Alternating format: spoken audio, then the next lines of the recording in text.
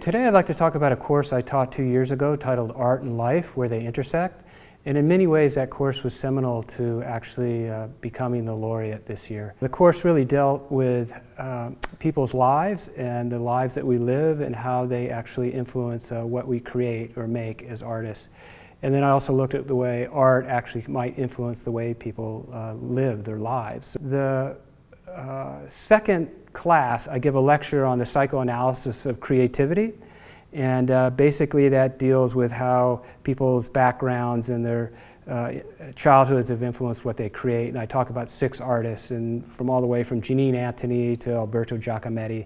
And it's quite remarkable in these lectures to hear about their backgrounds. Giacometti sort of really stands out in the fact that there was 2 separate occasions in his lifetime where he went to bed at night with someone else in the room and woke up the next morning and that person was dead.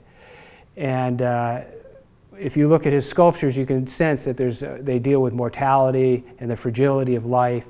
And even he had this obsession, this foot fetish, and he would actually put his shoes in a very special alignment before he would go to bed with his socks. And if you look at his sculptures, all his the figurative sculptures, the feet are oversized. So you can draw any conclusions you want about that relationship to his feet and these sculptures, but it is compelling. I just recently saw a remarkable documentary titled The Finland Phenomenon.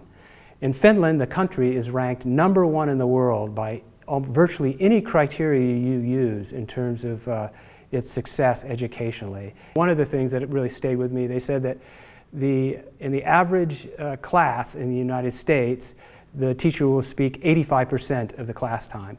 In Finland, the teacher will speak on average only 40% of the class time.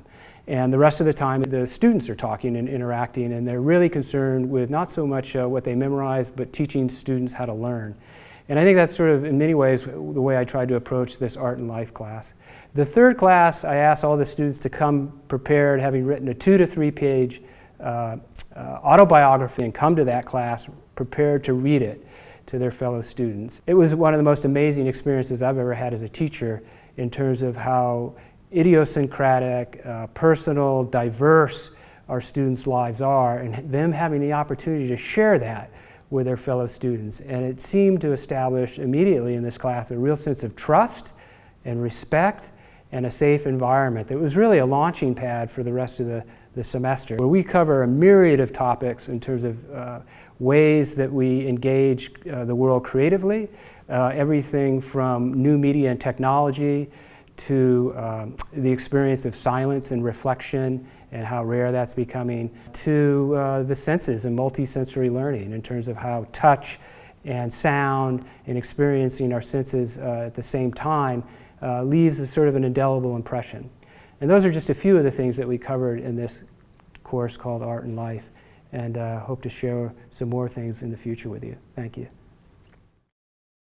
Okay, I'm ready whenever you are.